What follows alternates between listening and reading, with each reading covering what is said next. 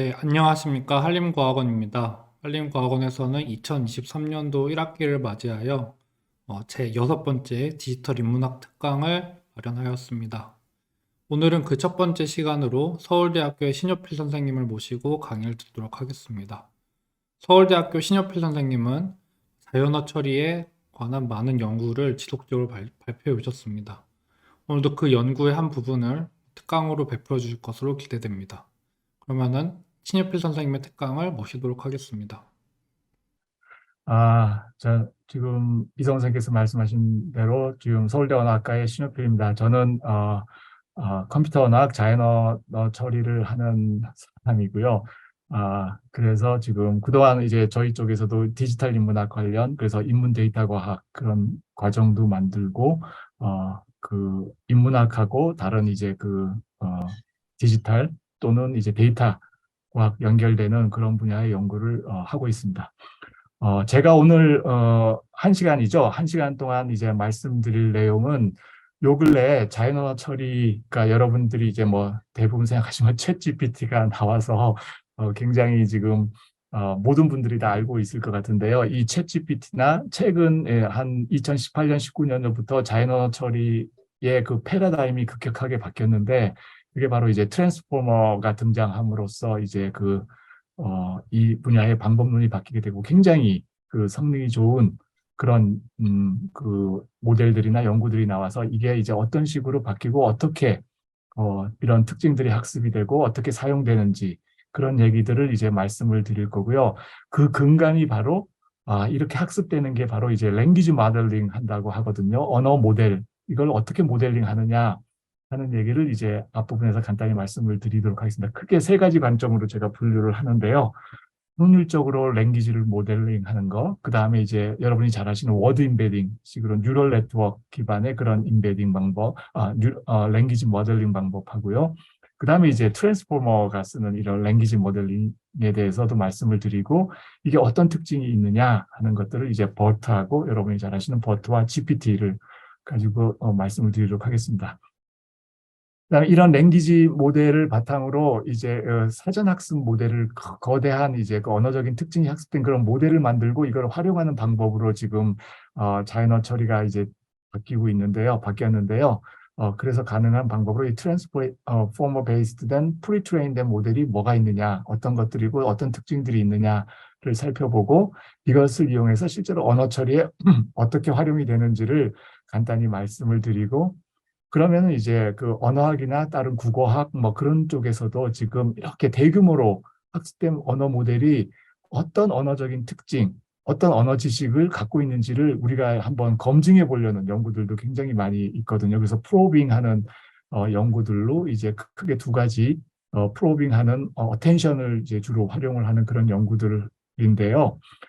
이런 두 가지 방법, 프로빙 하는 거하고, 그다음에 이제 그 acceptability, 그 미니멀 페어를 만들어서 이게 지금 이 사전 학습 모델이 이게 정문과 비문을 잘 가리느냐 하는 그런 연구들을 그런 걸로 이제 검증을 해보는 그런 방법을 이제 저희 소개를 하고, 이거를 지금 이제 한국어 연구에 적용을 했을 때는 어떻게 되는지, 그다음에 실제로 그럼 얘가 어떻게 이 사전 학습 모델이 그 비문과 정문을 가리는지 사실 그 딥러닝 모델들은 사실 우리가 블랙박스라 그래서 그 안에 일어나는 일들이 사실 모르기 때문에 어떻게 바뀔지 몰라서 굉장히 비난을 많이 받고 있는데 저희가 사실 그러면 얘가 이 그 사전학습 모델이 언어 지식을 이제 그 체계화한 이런 사전학습 모델이 정문과 비문을 어떻게 구분하고 있는지를 우리가 탐침하는 방법 몇 가지 그걸 해서 프로브 해보고 이걸 어떻게 판단하는가를 우리가 찾아보는 연구를 저희가 지금 최근에 해서 논문을 낸 거 있는데요. 그 얘기를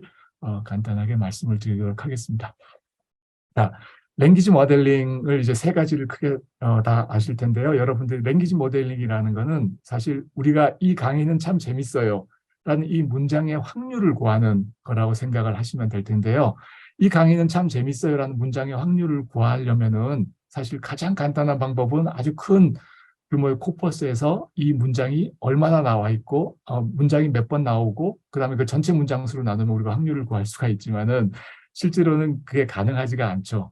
왜냐하면 이 똑같은 시퀀스로 되어 있는 문장을 대규모의 코퍼스에서 찾기는 거의 불가능할 거고 아마 빈도가 굉장히 낮을 거기 때문에 특히 한국어 같은 경우에는 인플렉션이 굉장히 큰 언어이기 때문에 조금만 조사가 달라도 다른 문장이 돼버리기 때문에 이게 카운트를 빈도 수가 보장이 된 카운트를 찾기가 쉽지가 않을 겁니다. 그래서 이 경우에 우리가 이런 문장의 확률을 구할 수 있는 걸로 우리가 랭귀지 모델링을 이제 하게 되는데요. 그게 바로 그러면 이 연세의 시퀀스를 우리가 바로 이 앞에 이 강의는이 나오고 그 다음 단어가 재밌어요로 나올 수 있는 이러한 시퀀스로 이제 해서 다음 단어를 예측하는 그런 걸로 우리가 이제 모델링을 해서 이제 전체 문장의 확률을 구하는 그런 걸로 이제 우리가 생각을 할 수가 있는 거죠. 그래서 랭귀지 모델링이라는 거는 이 어떤 언어, 이전 시퀀스의 문장의 확률을 구할 수 있게 하는 거고 그 근간이 되는 거는 바로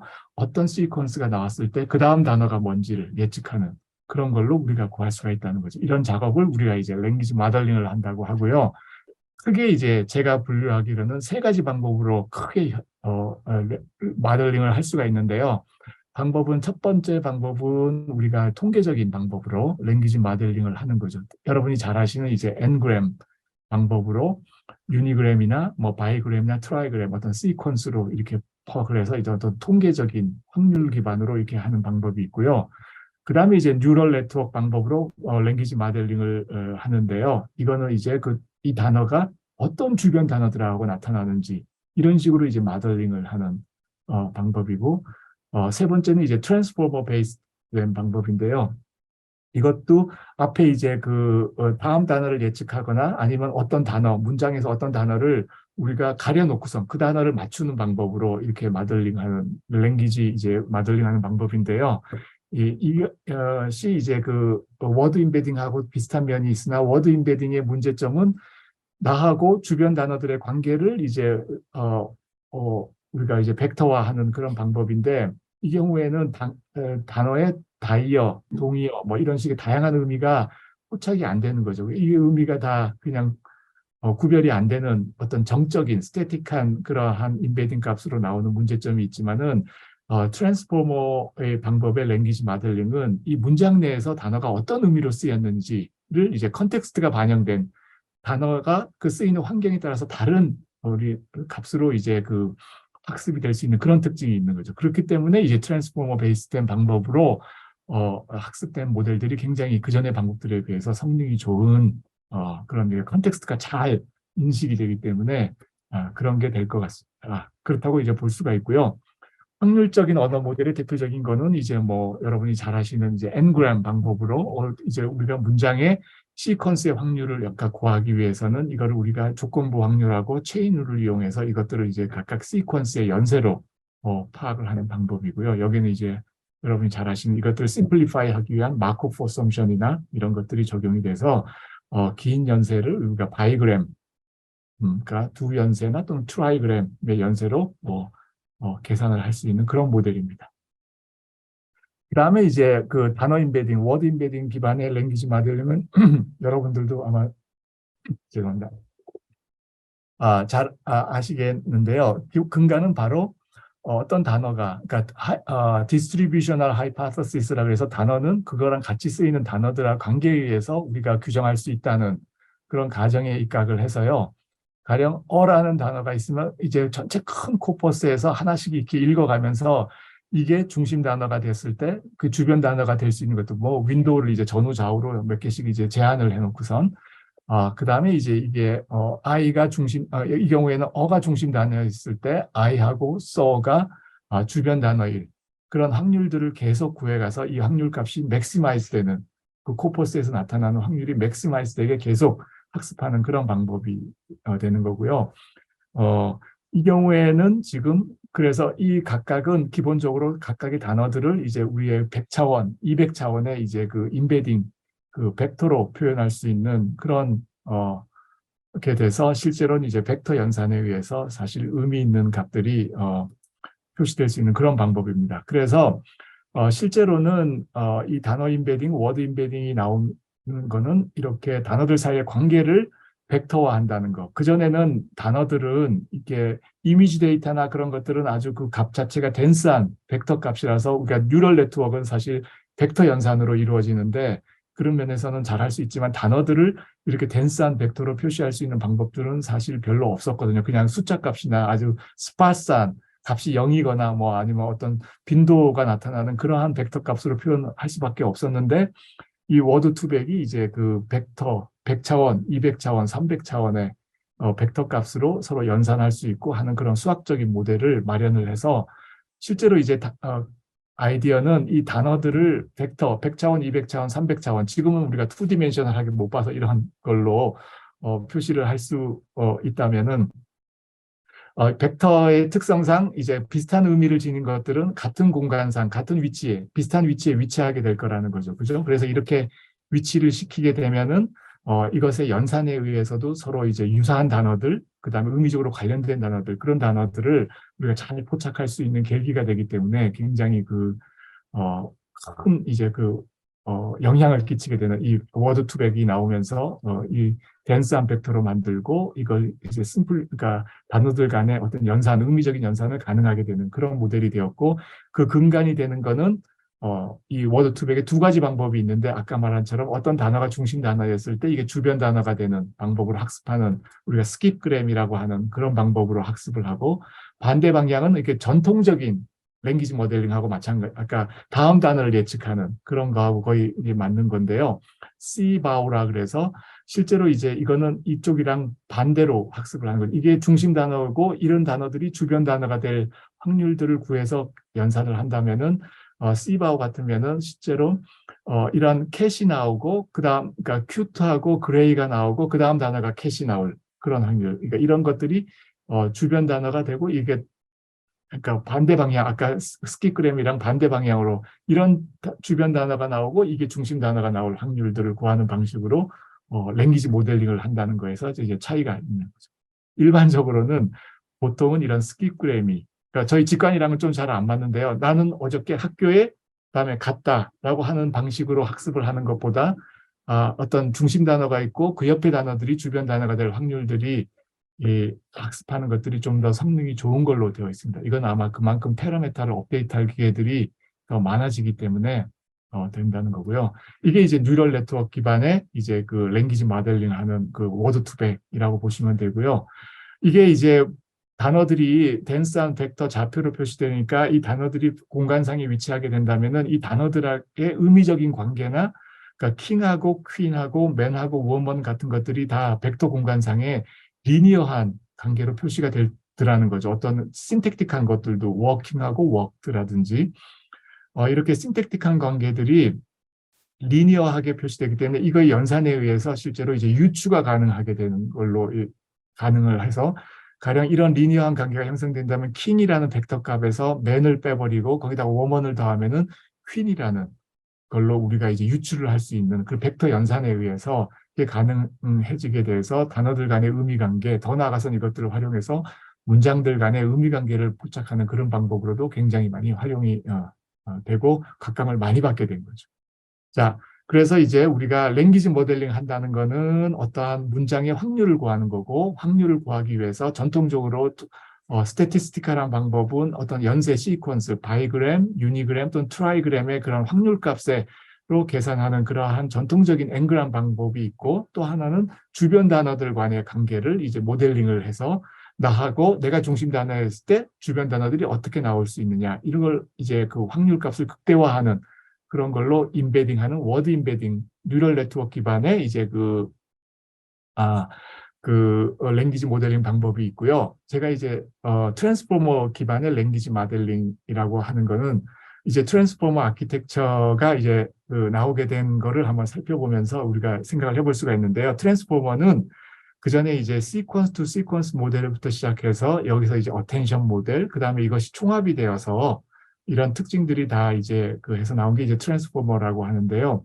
시퀀스 투 시퀀스 모델이 뭐냐 하면은요, 어떤 우리가 이제 대표적인 것이 여러분들이 기계 번역을 생각을 하시면 되는데요. 어떤 한 문장, 시퀀스를 어떤 모델에 내오면은 아웃풋으로도 시퀀스가 나오는 그런 모델을 우리가 이제 시퀀스 투 시퀀스 모델이라고 하는데 그 대표적인 것이 이제 기계 번역이 되겠죠. 그죠? 영어 문장을 넣으면은 우리가 이제 그 시퀀스 투 시퀀스 모델을 아웃풋으로 실제로는 이제 그 어떤 불어 문장이 나온다든지 이런 시퀀스가 나오는 그런 모델인데요. 그 근거는 이제 이걸 구현하는 근거는 인코더하고 디코더로 되어 있습니다. 그래서 소스 문장의 정보들을 다 인코딩 해가지고 실제로 이제 소스의 정보를 이제 어떤 컨텍스트를 만들어서 실제로 우리가 디코딩 할 때 이제 번역을 할 때 한 단계 하나씩 이 인코딩의 정보를 가지고 활용을 해서 이제 하나씩 이렇게 시퀀스를 도출해내는 그런 방법으로 이루어지는 게 이제 바로 시퀀스 투 시퀀스 모델이고 인코더 디코더가 되는 거죠. 초기에 이 시퀀스 투 시퀀스 모델은 RNN이나 LSTM 기반으로 이제 했는데 이 문제가 뭐냐면은 RNN 이게 언어 문장은 굉장히 길어질 수가 있잖아요. 그죠? 길어지면 길어질수록 이거를 어떤 제한된 메모리로 하는 컨텍스트 벡터로 이것들을 다 메모리를 정보를 축약하는 게 쉽지가 않다는 거죠. 이게 길어지면 길어질수록 그 특징상 앞에 것들은 다 잃어버리고 뒤에 것들만 이 컨텍스트로 남아있기 때문에 이 정보를 가지고 디코딩 하기에는 굉장히 이게 부담스럽고 완전 중요한 정보를 놓치게 되니까 인코딩 할 때, 디코딩 할 때 이 디코더의 각 단계가 인코더의 어떤 요소하고 가장 관련이 있는지를 스코어로 계산을 해보자는 게 바로 이제 나온 게 어텐션 개념이 되는 거죠. 그래서 우리가 더 이제 어텐션 개념이라는 거는 우리가 디코딩 할 때 디코더의 각각의 요소들이 인코더의 어떤 요소랑 가장 관계 있는지를 점수화하는 그런 방법들이 개발이 돼서 소위 말하는 어텐션이 등장하게 되고 이 방법에 의해서 인코더의 어떤 요소하고 디코더의 어떤 요소가 가장 잘 매치가 되는지를 계산을 할 수 있어서 소위 말하는 얼라인먼트가 가능하게 되는 거죠. 그래서 번역에서 디코더 이 언어의 이 단어하고 이 단어가 가장 되고 그래서 이렇게 계산할 수 있는 방법이 이제 형성이 된 것이 바로 이제 그 어텐션 개념이 되고요. 이것들을 이제 총합한 게 바로 이제 트랜스포머 아키텍처가 되는데요. 그 전에 시퀀스 투 시퀀스 모델은 RNN 기반의 이런 어떤 시퀀셜하게 정보를 다 축적해서 그걸 컨텍스트 벡터로 만들어야 되는데 그 문제가 뭐냐 하면은 이게 RNN 기반의 시퀀스니까 모든 요소들이 다 프로세싱이 돼야지만 그 정보가 다 축약이 되기 때문에 굉장히 그러니까 패러렐한 프로세싱이 될 수가 없다는 거죠. 앞에서부터 계속 정보가 전달이 돼야 되니까 그런 패러렐 프로세싱을 할 수가 없다는 문제가 되어 있고 그 다음에 이제 그런 문제들을 이제 해결하기 위해서 이제 트랜스포머는 그 전에 시퀀스 투 시퀀스 모델을 패러렐하게 그러니까 RNN처럼 모든 정보를 다 순차적으로 해서 이제 한 다음에 그렇게 하는 게 아니라 패러렐하게 모든 요소들이 다 다른 요소들하고 어떤 관계가 있는지를 그러니까 그렇게 패러렐 동시에 프로세싱 할 수 있는 방법을 이제 마련을 하고요. 더 중요한 거는 어텐션에서도 이제 셀프 어텐션이라는 개념을 도입을 해서 그 전에 이제 시퀀스 투 시퀀스 모델에서는 디코더 할 때 디코더의 각각의 요소들이 인코더의 어떤 요소들하고 가장 관계가 있는지만 계산을 했다면은 이제는 인코더에서도 모든 요소들이 다른 요소들하고 얼마만큼 이제 관련이 있는지 관계가 있는지 디코더에서도 각각의 요소들이 얼마만큼 관계가 있는지를 서로 다 스스로 다 이제 체크를 한다는 거죠. 하고 또 예전에 이제 인코더하고 디코더의 성분들을 서로 관련되는 그것까지도 체크를 하는 그러한 어텐션 방법을 마련을 한다는 거죠. 이 어텐션에 의해서 언어적인 특징이 굉장히 잘 포착이 된다는 거죠. 그리고 이러한 어텐션을 굉장히 레이어를 많이 쌓아서 그러니까 굉장히 레이어를 6개, 12레이어를 이렇게 거쳐가면서 그러한 언어적인 특징, 어텐션에 의해서 내가 이 다른 요소하고 얼마만큼의 관련이 있는지 이 관련이 있는지는 바로 이 벡터로 되어 있는 값들을 우리가 연산을 하기 때문에 우리가 닷 프로덕트를 한다 그랬는데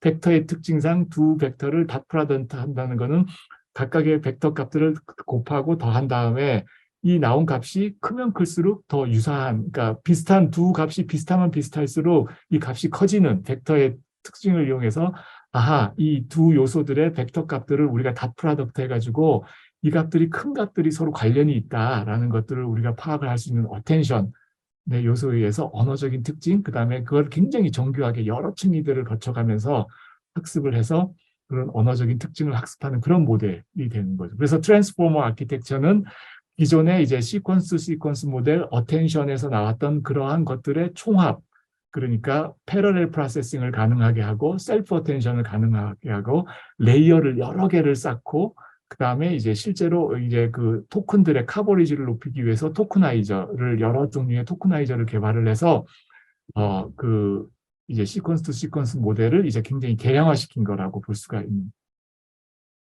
이게 이제 그 트랜스포머의 가장 근간이 되고 있는 셀프 어텐션의 지금 그거를 이제 그래피컬하게 이제 보는 예들인데 여러분들 많이 보셨을 것 같은데요.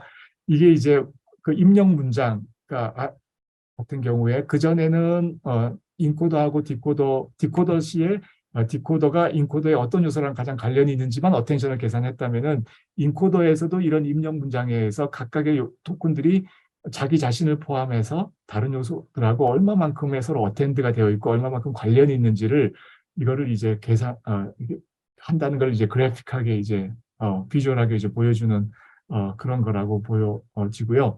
자, 이런 이제 트랜스포머 아키텍처가 나와서 이런 인코더하고 디코딩을 해서 나온 최종적인 결과적인 그 문장들의 벡터 값들을 봤더니 굉장히 정교한 언어적인 특징이 학습이 되더라는 거죠. 그래서 아하, 대규모의 언어 데이터를 가지고 이런 식으로 학습을 해 놓으면은 바로 언어 지식이 총체가 되어 있는 우리가 바로 말한 사전 학습 모델이 만들어질 수가 있다는 걸로 해서 이 트랜스포머 기반의 이제 랭귀지 모델링 트레이닝, 그러니까 언어 특징을 학습해 놓은 랭귀지 모델링이 이제 사전학습 모델이 나오게 되고 이렇게 언어적으로 각 언어별로 큰 규모의 코퍼스에서 트랜스포머 기반의 랭귀지 모델로 된 학습 모델이 만들어져 있다면은 이 모델을 가지고 이제 기본적으로 다른 태스크에 적용만 하는 그런 방법으로 이제 자연어 처리 쪽의 방법론들이 굉장히 이제 발달이 하게 되는데요.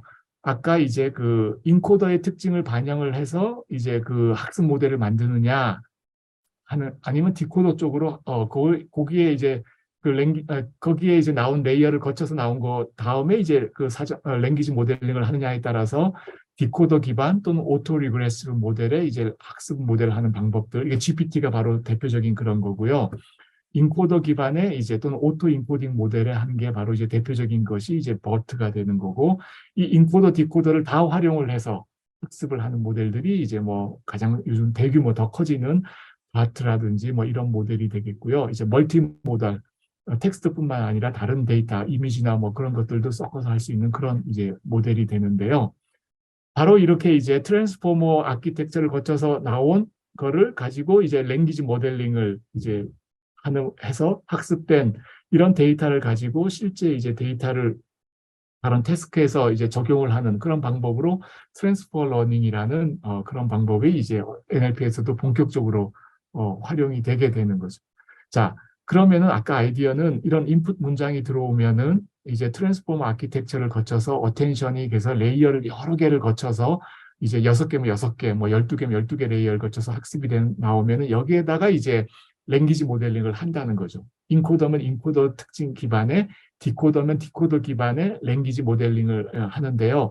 이 랭귀지 모델링이 약간 차이가 있다는 거죠. 우리가 지금 3가지 랭귀지 모델링을 보고 있는데요. Ngram 기반의 그 확률적인 기반, 워드 투백 방식의 기반, 이게 이제 트랜스포머 기반의 랭귀지 모델링인데요.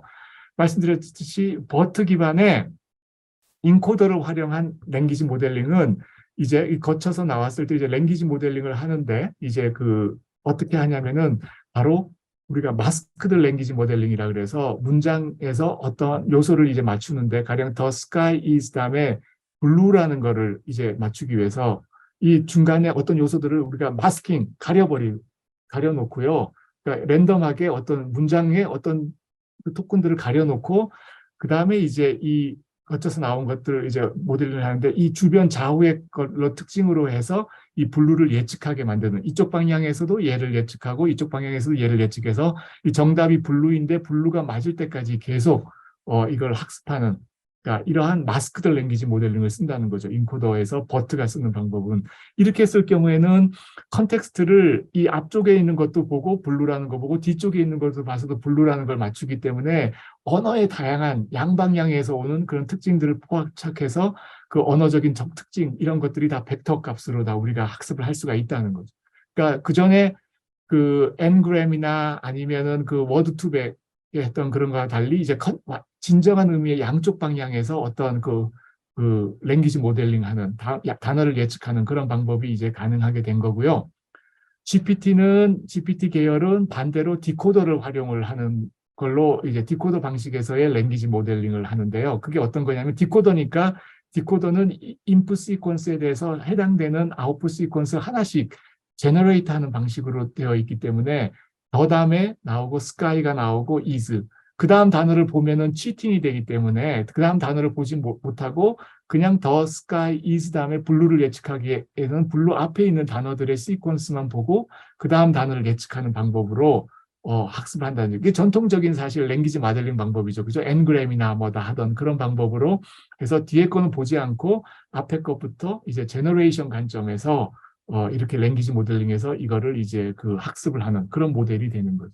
그렇기 때문에 GPT 계열에서 학습된 것들은 소위 말하는 이런 생성, 문장을 생성하는 그런 쪽에 굉장히 특화되어 있어서 버트식으로 이렇게 학습을 했다면 생성이 어렵죠. 왜냐하면 양쪽 방향에서 다 봤기 때문에 이 단어는 더 다음에 sky가 나오고 is 다음에 blue가 나오는 걸 하나하나씩 토큰을 생성하는 그런 면에서 굉장히 잘 지었지만 버트는 양쪽 방향에서 다 왔기 때문에 생성보다는 언어의 특징을 이해하는데 굉장히 좋게 다 정보가 체계화되어 있는 거죠. 그래서 GPT 계열은 생성에 잘 맞는 그래서 GPT가 적용된 것들이 바로 문서 요약이나 이만큼 주고 제너레이션이고 요즘 챗 GPT가 하는 게 계속 이제 문장들을 생성해 나가는 거예요. 답을 물어보면은 문장들을 그냥 생성을 해 나가는 거거든요. 바로 이런 식으로 학습이 되었기 때문에 생성에 굉장히 특화되어 있는 그런 게 되는 거예요.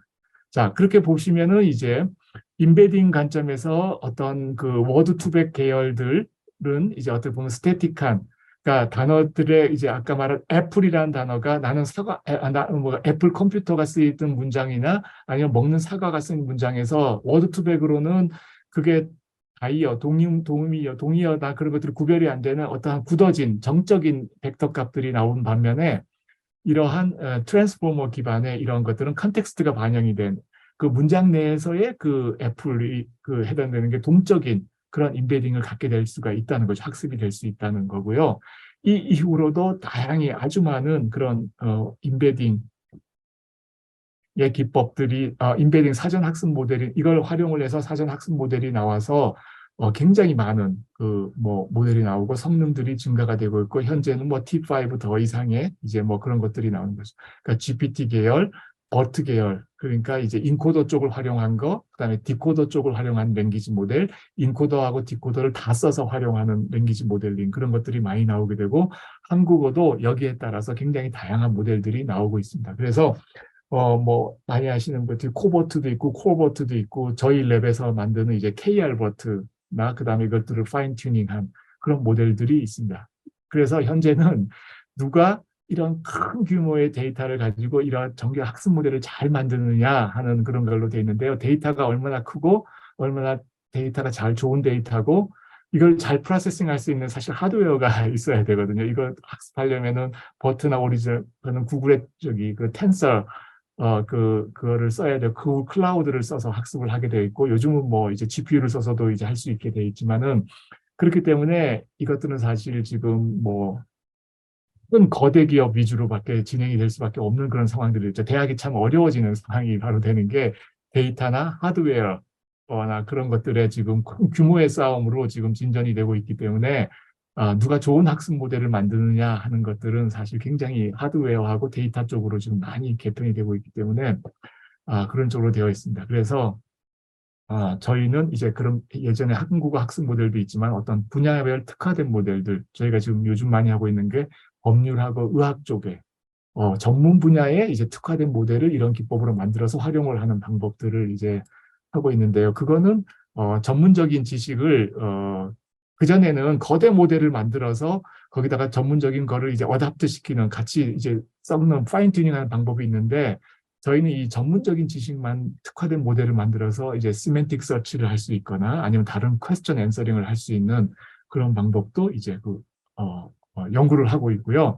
그래서 이제 그 2018년도에 트랜스포머가 나오고 그 이후에 프리트레인된 모델 이렇게 랭귀지 모델링 하는 방법들이 나오게 됨으로써 NLP는 굉장히 이제 바뀌게 되는데요. 이제 큰 모델을 만들어서 이제 파인 튜닝하고 최근에는 이제 프롬프트 튜닝하는 방법으로 이제 바뀌게 되는데요. 그 전에 이제 언어 처리가 쉽지 않았던 거는 우리가 머신러닝이나 딥러닝을 하기 위해는 학습을 하기 위해서는 레이블링, 정답이 붙여져 있는 데이터셋이 있어야 되는데 언어 데이터로도 대규모의 품질이 보장된 그런 레이블된 데이터를 만들기가 쉽지가 않았거든요.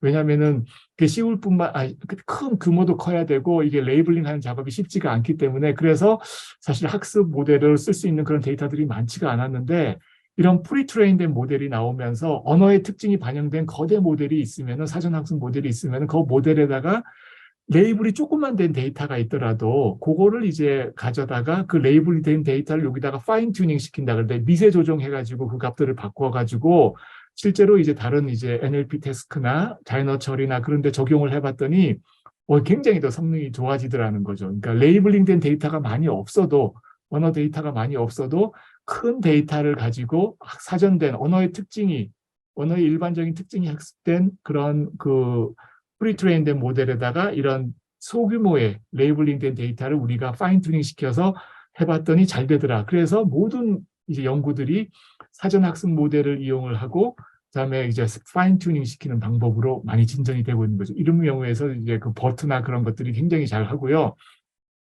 실제로 이제 이렇게 하는 게 이제 센티멘트 어널리시스 같은 경우에도 이게 허깅 페이스에서 제공을 하는데요. 이런 문장을 넣으면은 이런 문장에 따라서 그러니까 사전 학습된 모델에서 이것들을 통과시켜 가면서 이게 네거티브인지 파서티브인지 거의 실시간으로 이런 스코어들을 보여줄 수 있는 그런 방법들도 지금 굉장히 이제 지금 많이 어, 나오고 있습니다. 그래서 이러한 방법들이 이제 진행이 되고 있고요. 더 나아가서 이렇게 거대 모델에다가 이렇게 파인 튜닝 시키려고도 어차피 레이블링 된 데이터를 다시 통과시켜야 되니까 그것도 그 모델이 크면 클수록 시간이 오래 걸린다는 거예요. 파인 튜닝 하는데도 시간이 오래 걸리니까 더 나가서 이제 실제로 이제 특히 GPT 같은 경우에는 굉장히 그게 크고 또 언어적인 특징이 학습된 모델이 아니라 생성 쪽으로 특화된 모델이기 때문에 그러면 이것들을 좀 더 에피션트하게 해보자라는 게 바로 이제 프롬프트 러닝, 프롬프트 튜닝이라는 건데요.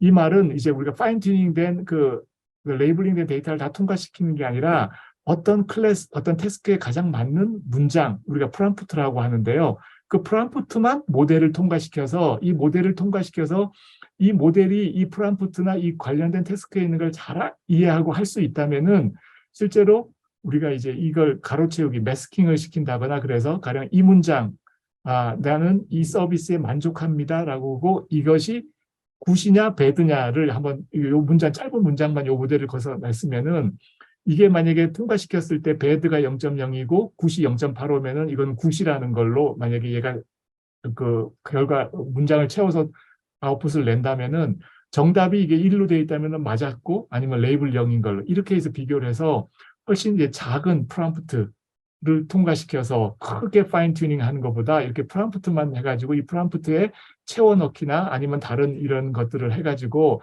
이 프롬프트가 잘 반영이 돼서 인식을 하느냐라는 걸로 이렇게 태스크를 해서 훨씬 더 빠르게 이게 튜닝할 수 있는 방법을 이제 생성을 하는 거죠. 태스크를 할 수 있는 방법. 이게 바로 이제 그 프롬프트 튜닝이고 프롬프트 러닝하는 그런 방식이고 이런 쪽의 것들이 이제 GPT 계열부터 시작해서 굉장히 많이 지금 적용되고 성능이 많이 좋아지고 있습니다. 성능이 좋은데요. 이 문제는 이 프롬프트가 또 이 태스크를 잘 반영하고 이걸 잘 할 수 있느냐, 어떻게 만드느냐, 이제 프롬프트 구성이 또 어떻게 되냐에 따라서 굉장히 달라질 수 있기 때문에 이 프롬프트를 어떻게 만드느냐 하는 프롬프트 엔지니어링이라고 하는데요. 그런 쪽의 연구도 지금 굉장히 많이 활발하게 되어 있습니다. 그래서 제가 지금까지 이제 랭귀지 모델링 관점에서 세 가지 방법, 그 다음에 이것들을 이용해서 트랜스포머 기반의 랭귀지 모델링을 이용해서 프리트레인하고 사전 학습 모델 만들고 이거를 파인 튜닝해서 이것들을 어떻게 하느냐 하는 그런 이제 언어 처리 관점에서 이제 말씀을 드렸고요. 그러면은 실제로 이제 그 트랜스포머 기반으로 이렇게 그 랭귀지 모델링 뭐 버트식으로 했다든지 아니면 GPT식으로 했다든지 이런 식으로 했을 때 이제 그 사전 학습된 모델들은 거대 모델들은 그럼 그 안에 언어적인 특성이 학습이 되어 있는데 그럼 그 안에 지금 어떠한 링구스틱 날리지가 있고 지금 월드 날리지가 어떻게 학습이 되어 있는지가 궁금할 거 아니에요. 그게 실제로 성능이 좋은데 태스크에 가서 그러면 이게 어떤 링구스틱 날리지가 있고 어떤 월드 날리지를 지니고 있는지를 이제 프로빙 해보는 연구들이 이제 굉장히 많이 등장을 하게 되는데요. 그 프로빙 할 때 이걸 직접적으로 볼 수가 없으니까 이것들을 이제 탐침하는 그런 다양한 방법으로 이제 어떠한 실제로 이제 그 어떤 문법 현상이 잘 드러나 있느냐, 그 문법 현상이 있는 것을 통과시켜서 얘가 잘 맞추느냐, 어떤 문법 현상이 잘 내재되어 있는가 하는 우리가 간접적인 그런 방법들을 이제 많이 쓰고 있는데요. 그런 방법들을 어, 어, 몇 가지를 살펴보고 그다음에 그걸 어떻게 활용해서 언어 연구나 아니면 다른 연구에 활용을 할 수 있는지, 그리고 이게 어떻게 이걸 잘 가르는지를 또 검증해 보는 그런 연구들을 이제 제가 몇 가지를 한번 살펴보도록 하겠습니다. 그러면은 실제로 이제 제가 말씀드렸듯이 이제 그 큰 사전 학습 모델에 어떤 언어적인 특징들이 있는지를 이제 보는 방법으로 이제 프로빙 하는 거, 실제로 이제 클래시파이어가 이제 실제로 어떤 문법 현상에 대해서 잘 반영될 수 있는지 트레이닝 해가지고 실제로 이제 그걸 통과시켜서 이걸 확인해 보는 방법이 있고요. 그 다음에 이제 acceptability를 저지먼트 하는데, 이건 레이블링 된 데이터, 어떤 그래머리컬 컨셉트가 레이블링 되어 있는 게 아니라 그냥 정문 비문들을 통과시켜 가지고 이 모델들이 정문 비문을 잘 아이덴티파이 하면은 그 현상에 대해서는 잘 이해하는 거다라고 이제 보는 그런 방법이 이제 있을 수가 있는데요. 이 프로빙 태스크의 이제 대표적인 것들 중에 하나가 이제 버트 같은 경우가, 버트가 언어적인 특징을 잘 인코더를 기반으로 학습된 모델이기 때문에 이 버트의 그 어떠한 그 언어적인 문법적인 특징이 잘 반영되어 있는지를 보는 연구로, 이 초창기의 연구로 클라크의 2019년 연구들이 있는데요.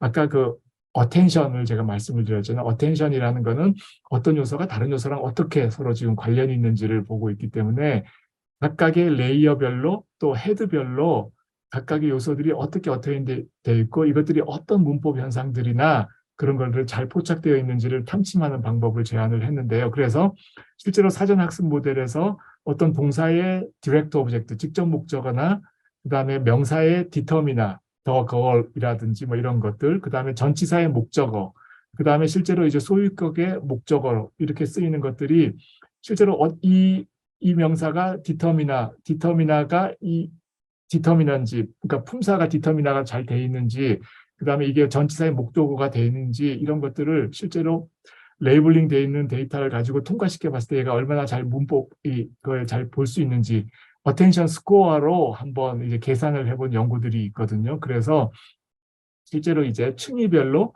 헤드별로 이렇게 이제 어떤 오브젝트의 디렉터 오브젝트가 어떤 동사의 직접 목적어, 그러니까 이게 어떤 동사의 직접 목적어로 서로 연관성이 있는 걸로 잘 포착이 되는 거냐, 이런 것들을 한번 이제 살펴봤더니 한 디렉트 오브젝트 같은 경우는 86.8% 정도 잘 맞추는 거고, 나온 마디파이어, 디터미나 같은 경우는 굉장히 잘 맞춘다는 거죠. 그러니까 사전 학습 모델에 그러니까 POS가 디터미나 돼 있는 이런 것들을 이렇게 통과시켰을 때 얘가 이 두 요소가 더하고 뭐가 가장 스코어가 관련이 있는 걸로 잘 포착을 한다는 거죠. 헤드별 이런 어텐션으로. 그래서 이러한 사전 학습 모델의 이러한 문법적인 관계, 포세시브 프로나운이든지 포세시브 어거질리얼이라든지 이런 것들이 잘 층위별로 그런 걸로 잘 이제 포착이 된다라는 게 이제 밝혀졌고요.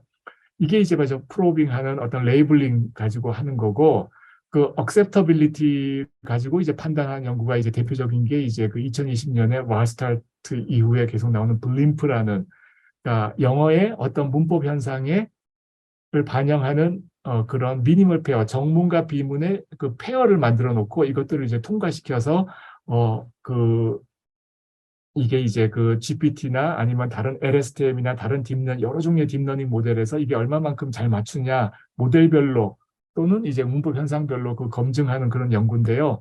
이거를 하기 위해서 이 연구에서는 67개의 이제 그 페어를 만들었고, 그다음에 12개의 범주의 문법적인 범주를 가지고 이렇게 만들었는데, 가령 아나포 어그리먼트 같은 경우에 그 many girls 같은 경우는 themselves가 맞는 거고 herself는 틀린 문장이니까, 이렇게 정문 각각의 이런 문법 현상에 대해서 정문과 비문의 이런 페어를 만들고, 이 페어는 그 대신 어휘들이 거의 똑같고 요 문법 현상만 잘 드러나도록 이게 컨트롤이 잘 된 인위적인 문장을 만든 거죠. 그죠? 그래서 인위적인 문장들을 자동으로 만들 수 있는 프로그램하고 제한된 버케블러리 가지고 이 문법 현상들이 잘 드러나서 정문 비문이 될 수 있는 그런 이제 페어들을 이제 자동으로 만들고, 그다음에 이걸 갖고 이제 그 여러 종류의 이제 그 GPT-2하고 트랜스포머 엑셀하고 LSTM 모델하고 유니그램, 그러니까 이건 N그램의 그 5램 정도 이 모델들을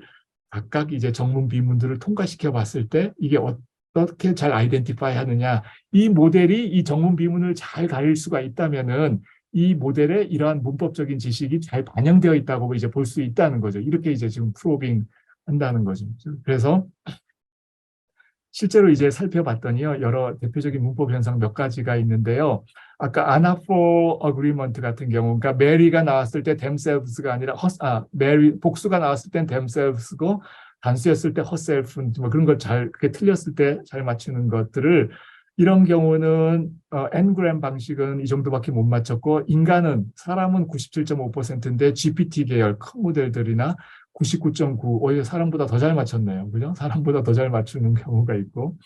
그다음에 argument structure, argument가 맞느냐라는 거, 그다음에 binding, 문법 현상이나 그다음에 ellipsis나 이런 것들에서는 이렇게 성능들이 다 이제 보고되어 있습니다. 잘 보시면은 어떤 신택틱한 현상들은 얘가 굉장히 좀 성능들이 이제 좋은데 역시 시멘틱한 것들, MPI나 부정국어를 찾는 거나 퀀티파이어를 찾거나 이런 것들은 사실 이런 GPT나 이런 것들도 인간에 비해서 아직 성능들이 이러한 다른 태스크에 비해서 굉장히 떨어진다는 거를 이제 볼 수가 있는데 역시 시멘틱한 것들 그런 이제 탐침 방법이 그래서인지 모르지만 아니면은 지금 이것도 역시 프로세싱 그러니까 랭귀지 모델에 이게 있는 것들이 쉽지 않다. 이런 태스크들은 이제 랭귀지 모델에서 잘 포착되기가 쉽지 않다라는 것들을 지금 보고 있는 거고요. 그래서 이게 그 블림프의 그 연구들이 이제 그 문법 현상 아까 몇 개 12가지라고 되어 있나 12가지에서 어떤 그 60 몇 가지의 피노미너에 대해서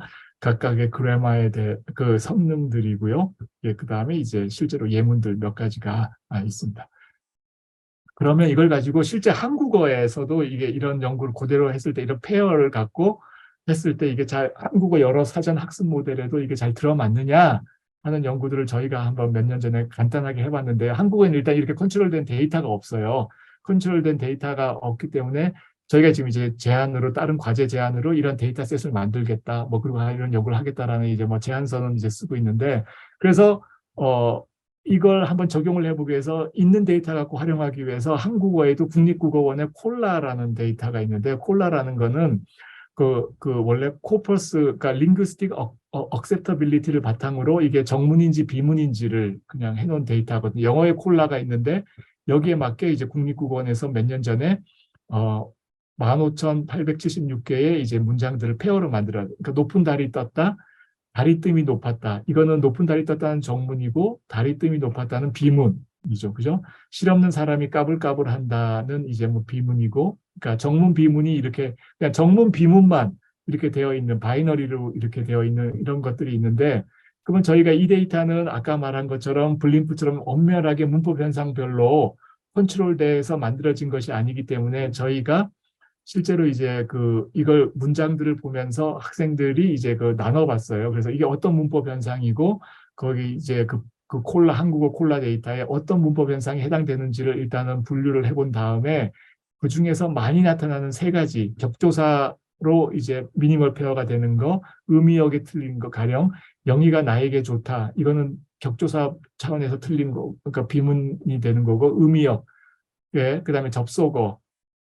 그래서 크게 세 가지로 가장 많이 분류되어 있을 수 있는 거를 이제 콜라 데이터에서 꺼내가지고 이 세 가지 데이터를 가지고 지금 이거는 정문 비문들이 있으니까요. 그래서 이 페어를 가지고 저희가 이제 문법 모델에 이제 아까 말한 대로 블림프식으로 우리 한국어 여러 사전 학습 모델이 얼마만큼 이걸 잘 인지하느냐, 정문이냐 비문이냐를 문법 현상별로 하는 걸로 살펴봤는데요. 물론 여기도 아까 컨트롤이 잘 돼야 된다는데 이건 원래 컨트롤로 같은 어휘나 그러니까 길이도 또 거의 균등하게 하고 그 문법 현상만 다르게 이제 어휘가 달라야 되는데 저희는 그냥 기존에 있는 문장들을 분류해서 했기 때문에 그런 이제 문제점들은 있지만요.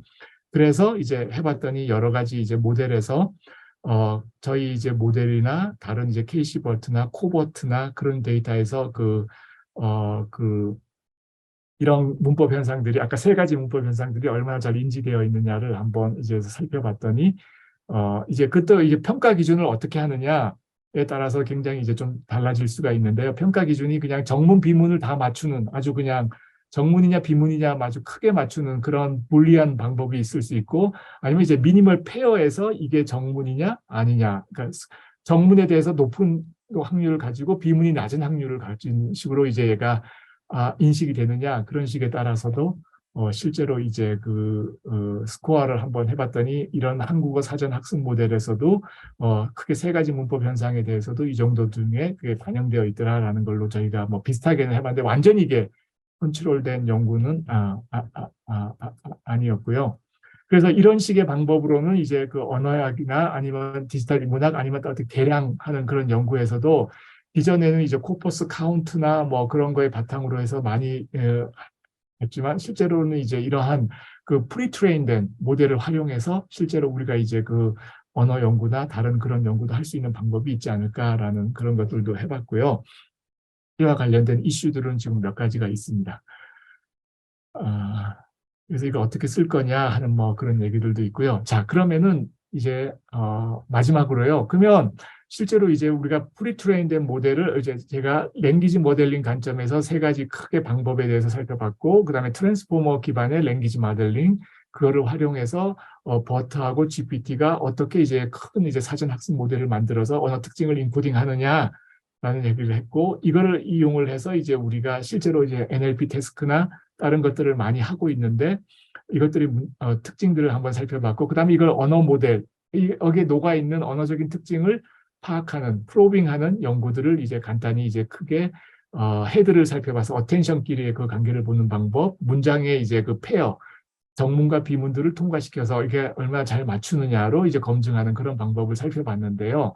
그러면 이렇게 페어를 넣었을 때 얘가 실제로 그러면 이 사전 학습 모델이 어떻게 진짜 이걸 정문인지 비문인지를 문법 현상별로 아이덴티파이 하는지를 밝혀볼 수 있지 않을까라고 해서 저희가 이제 한번 어떤 요인들이 실제로 이제 그 정문과 비문을 사전 학습 모델이 하는지를 한번 탐침을 해보기 위해서 저희 이제 학생들하고 한 연구들인데요. 이게 이제 이용한 거는 어텐션, 아까 말한 것들, 이제 어텐션이라는 게 이 단어하고 이 단어가 어떤 서로 관련이 있느냐를 계산을 하는데, 관련이 높으면 높을수록 서로 이제 스코어가 높게 나타날 거라는 거죠. 그죠? 그래서 저희가 어텐션을 할 때 얼마나 어피니티, 그러니까 친밀 관계를 갖느냐 두 요소가. 그래서 어피니티 프로브라고 해서 실제로 이제 어떤 단어 어피너하고 어피니가, 그러니까 관련을 찾고 그러니까 이 가장 친밀한 단어를 찾고 여기에서 찾아진 단어들, 그러니까 이게 만약에 love라면은 뭐 hate라든지 you라든지, 이 단어가 모든 단어가 이 단어 이제 어피너가 친밀한 단어를 찾고 같이 거기 찾아진 단어들, 이 관계가 이 스코어가 어떻게 되는지 헤드별로 한번 어텐션 스코어로 한번 살펴보기 위해서 어피니티 프로브라는 거를 한번 생각을 해봤고요. 그래서 헤드별로, 문장별로, 그 다음에 이름 관계가 어떻게 되는지를 한번 분석을 해보자라고 이제 연구를 시도를 했고요. 그러려면은 어피너가 될 수 있는 것들, 어피니가 될 수 있는 것들이 어떤 범주가 일단 나눠야 되는데요. 러프하게 크게 기능어하고 내용어를 이제 그 품사로 이제 태깅이 되어 있으니까 영어 단어를 갖고 해봤으니까, 기능어라는 건 여러분이 어떤 펑션 월드로 전치사나 뭐 어떤 의미가 크게 없는 단어, 뭐 WH 워드나 이런 기능적인 하는 단어들이고요. 내용어는 말 그대로 명사라든지 어떤 컨텐츠, 그러니까 의미가 있는 단어들, 동사라든지 뭐 부사라든지 그런 그 어떤 내용이 있는 단어를 크게 기능어하고 내용어로 이제 본 다음에, 내용어가 어피너가 되고 기능어가 어피너 될 때 이런 컨비네이션 결합, 내용어하고 내용어 관계, 기능어하고 기능어 관계, 기능어하고 내용어 관계를 이렇게 이제 어피너하고 어피니 서로 관련이 어떻게 되는지를 문법 현상별로 한번 봐서 얘네들이 어떤 이제 그 관련성을 갖고 있는지를 한번 문법 현상별로 한번 살펴봤는데요. 그래서 크게 통사적인 언어 현상, 그 다음에 이제 의미적 언어 현상으로 나눠서, 통사적 언어 현상도 아까 그 앞에 연구에서 프로빙하는 경우에서 헤드별로 통사적인 현상은 좀 로우 레벨에서 포착이 되고, 의미적인 거는 역시 프로세싱이 많이 돼야 되니까 층위가 높은 곳에서 프로세싱 경향이 되는 게 있다는 클라크 뭐식의 연구 결과들도 있는데요. 우리는 이제 정문하고 비문을 이제 통과시켰을 때 이 사전 학습 모델이 이건 정문이고 이건 비문이라는 거를 어떤 기준에 의해서 판단을 하는지를 한번 살펴보기 위해서 일단 어피너하고 어피니라는 걸 설정하고, 그러면 일단 통사적 현상하고 의미적 현상으로 크게 나눠서 통사적 현상에서 해당되는 26가지, 그러니까 아까 썼던 블림프 데이터에서 이거를 이제 버트 모델에 통과시켰을 때 그 26개 현상들이 실제로 이제 나타나는 단어들이 스물 연상에 쓰였던 문장들에서 이게 기능어하고 기능어. 첫 번째는 이제 내용어하고 내용어, 기능하고 내용어. 그러니까 내용어하고 기능어가 섞여서 내용어가 어피니가 될 수 있는 것들을 한번 문법 현상별로 다 찾아봐서 이 붉은색은 이제 그 어텐션 스코어, 친밀 관계의 스코어를 이제 다 이제 에버리지를 낸 선들로 이렇게 해봤고, 그래서 그 레이쇼고요. 1이라는 거는 거의 100%라는 거고요. 이거는 이제 확률로 되는 거고, 이건 레이어, 12레이어를 거쳐갔을 때 레이어별로 어떤 차이들이 있는지를 한번 이제 내용어하고 기능어하고 이게 정문이었을 때 위에 비문이었을 때를 봤더니 이 로어 낮은 층위에서는 뭐 거의 두 개의 차이가 정문이나 비문이나 차이가 없는데 이게 한 7개에서 12레이어, 그러니까 실제로는 0부터 시작하니까 인덱스가 7레이어부터 11레이어까지는 실제로 여기서부터 이제 정문하고 비문의 차이가 나타나는데, 내용하고 기능화 내용어에서는 그러니까 정문일 경우에는 이러한 관계, 내용어하고 기능어가 어피니로 내용어를 찾는 관계에서 어느 정도 좀 안정적인 그런 관계를 이제 보이는 반면에, 여기서는 들쭉날쭉 비문에서는 그게 어떤 그러니까 친밀한 어피니티 관계를 유지하지 못한다는 거를 볼 수가 있고요. 그래서 이게 두 개가 같이 섞어서 했으니까 좀 더 나눠서 이제 기능어하고 내용어, 펑셔널 월드하고 이게 어떤 기능어, 어떤 전치사라면 전치사든지 디터미너면 디터미나,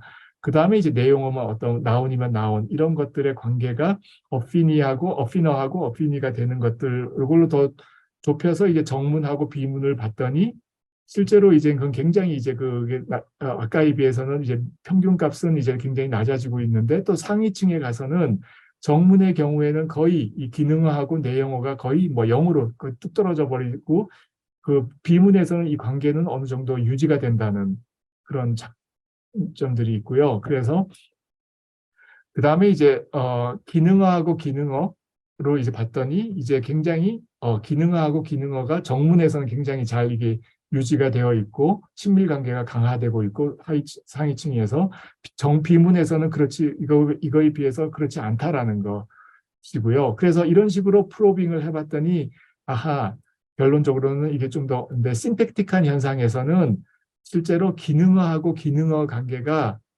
있지만 정문에서 더 확고한 움직임이 가능하게 되고, 이걸 봤을 때는 어느 기능어 해석이 많이 요구되는 통사적인 그런 거에서는 어떤 기능어하고 어떤 펑셔널 월드들끼리의 그 관계가 굉장히 중요한 거는 이것들이 정문에서도 굉장히 잘, 그러니까 언어 현상을 처리할 때 이 관계가 굉장히 잘 파악이 된 거예요. 어텐션 스코어로 지금 이게 저희가 보고 있기 때문에 그 관계들이 기능어하고 기능어 관계들이 굉장히 통사적인 현상에서는 이게 그 판단, 정문과 비문을 판단하는 기준으로 굉장히 많이 활용이 된다라는 것을 한번 저희가 봤고요. 이걸 이제 WH 의문문 현상에 더 들어가서 이제 특정한 문법 현상 중에 하나로 더 본 거고요. 그래서 이제 가령 이런 WH 현상 같은 경우에는 이게 지금 정문인 경우에는 영어에서 대시 쓰면 정문이지만 이거 후가 썼을 때는 이게 비문이 되는 건데, 이 경우에서 이제 어피니하고 어피너 관계들을 봤더니 정문의 경우에서는 몇 개 안 되는 제한된 어피너가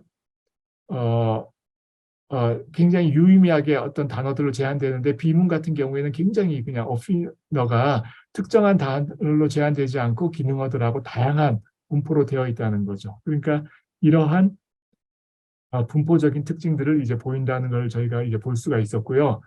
의미적인 현상에서도 마찬가지로 이제 봤는데, 블림프에서 쓰이는 9가지 의미 현상에 대해서 한번 똑같은 실험을 해봤더니 아까처럼 통사적인 것처럼 그렇게 아까 기능어, 내용어, 기능어, 내용어에서는 많이 나타나지 않는다는 거. 그러니까 내용어가 이렇게 아까처럼 그런 결정 경계가 잘 드러나지가 않고 있고요.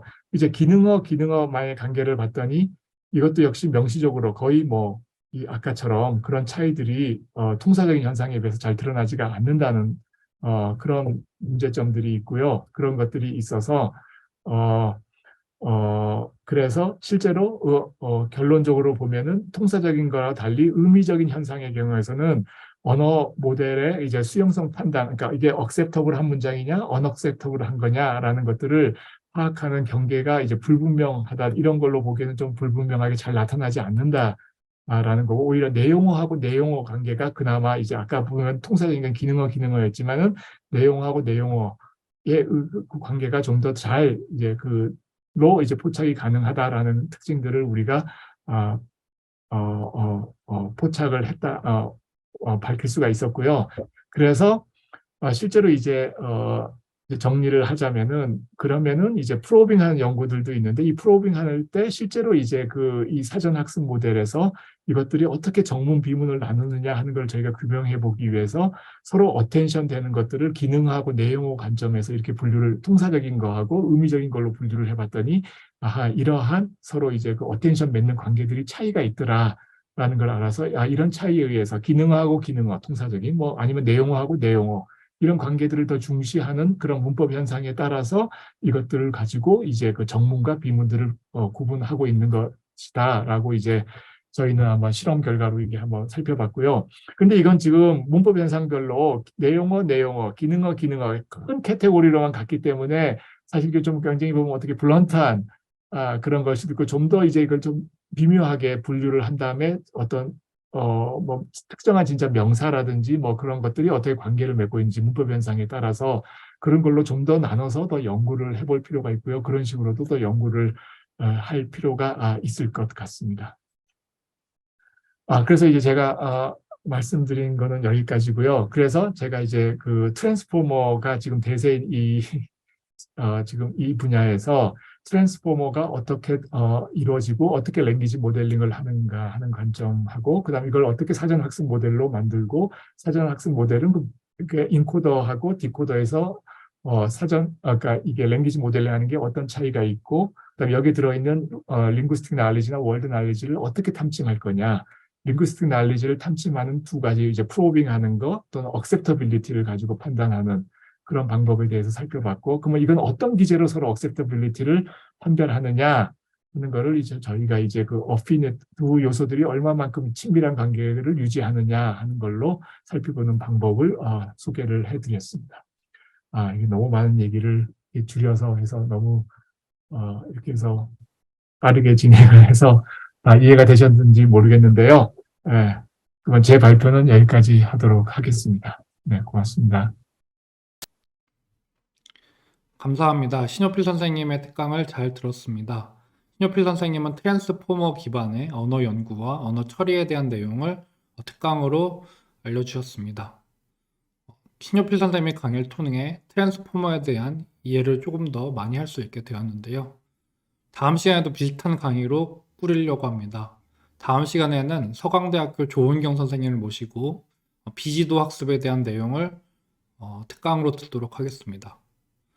다음 강의는 5월 12일 금요일 오전 10시에 있습니다. 잊지 마시고 참석해 주시길 부탁드립니다. 그럼 오늘 강의는 여기까지 하도록 하겠습니다. 다음 시간에 뵙도록 하겠습니다. 감사합니다.